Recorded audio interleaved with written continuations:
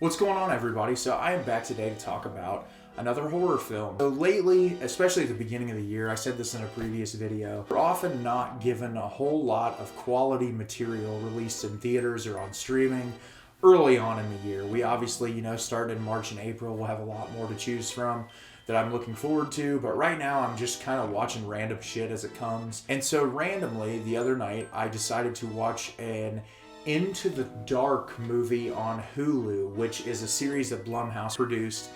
And I find it really interesting because Blumhouse is a studio that I find really polarizing. There's things that they make that I think are incredible. There are things that they make that I feel like are just a quick cash grab that they don't really put a lot of time or effort into.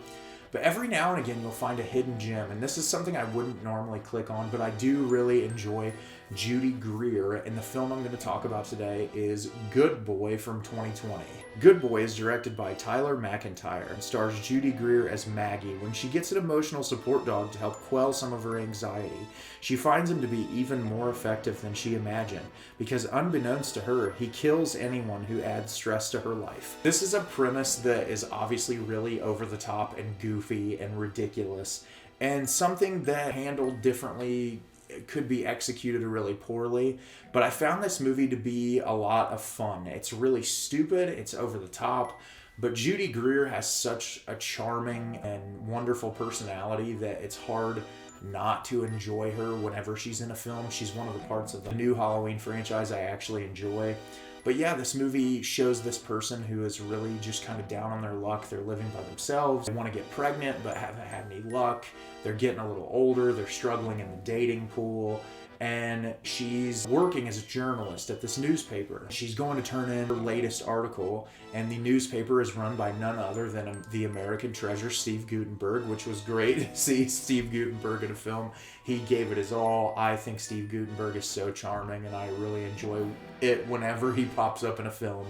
But she goes to turn in her article, and when she goes, she discovers that the paper is going strictly to digital, and they're going to cut the salaries of the people at the paper, and she becomes completely and totally overwhelmed. And so she decides to call up this fertility clinic who says you're going to struggle to produce enough eggs to give birth to a child, but she has a chance to get some extracted from her body so that they can freeze them, so when the time is right, she can have a child. But amidst all that, she's talking with a friend who recommends possibly getting an emotional support dog. And so she goes to this kennel, and in the most over-the-top way, you have all these super large dogs who are barking and screaming and yelling, and then in the midst of this kennel with all these large dogs, you have this little teeny tiny thing that probably weighs like 5 pounds, who she just immediately falls in love with when she sees it. And the owner of the kennel, who's taking her back there, or one of the employees, makes the subtle comment that, yeah, this poor guy got put in here because his owner went to prison. And it's just like the most subtle remark, and you get what you're in for right away, which is anytime Judy Greer's character is put in this anxiety-inducing situation, the dog kills the person. And at first it's done off screen, and as the film progresses, it gets more and more intense to where Judy Greer is cleaning up after the dog, killing these people. And it's just really an entertaining ride. I wouldn't have expected to enjoy it this much. I hadn't heard MacIntyre's name before as far as being attached to any films, but I went on Letterboxd and looked at his filmography and didn't realize that he directed the film Tragedy Girls, which I thought was a really unique concept. I wasn't 100% in love with the movie. I liked some of the dialogue. It was enjoyable enough. So I think that's probably why I enjoyed this movie so much. He seems to be a competent filmmaker who understands what he's doing. And yeah, this movie is really fun and it's enjoyable. It has its problems. I feel like for a short runtime film, it's only like an hour and a half. There's some moments in it that are a little bloated, a little much, but I don't think that it detracts from that overall experience. And when you get to the third act of when Judy Greer finally sees what this dog is capable of, some of the goofy visual effects that are used towards the end of the movie, they worked for me. It felt like a schlocky 80s B-movie that if this would have been released in the theaters in the 1980s, people would have just ate it up. It's ridiculous and campy. Judy Greer is just really eating up the screen, and that's what I liked about it. Was you have this concept that regardless of execution, it's really campy. This idea of this tiny ass dog killing all these people is absurd.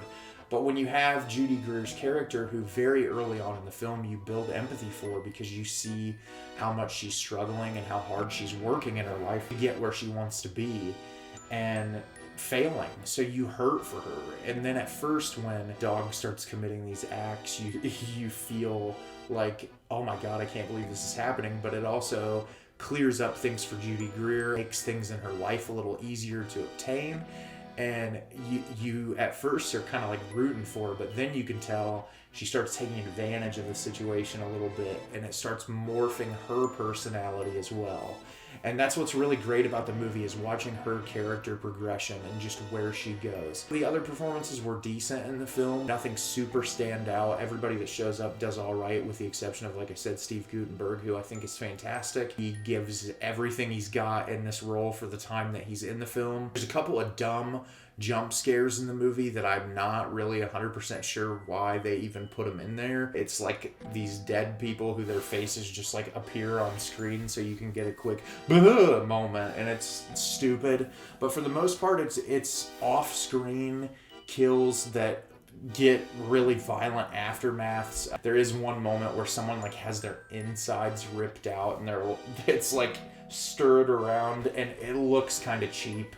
But it adds to that charm for me personally. I'm someone who is a big fan of like 80s schlock B movies, or like late 70s era.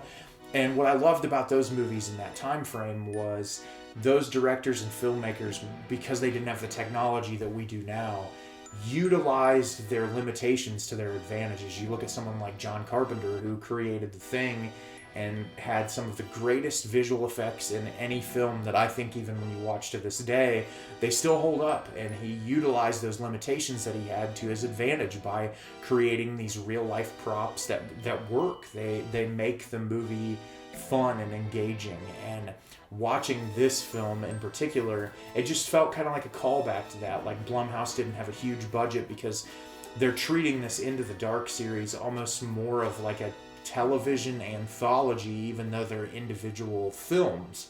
And that's how it's been marketed and how people have been watching them. But yeah, I found this to be really entertaining, and I think if you're bored and looking for something that'll make you laugh and that's a little violent, has that fun like horror comedy balance, it's definitely something I'd check out if you have a Hulu subscription. So have you seen Good Boy yet? Did you love it? Did you hate it?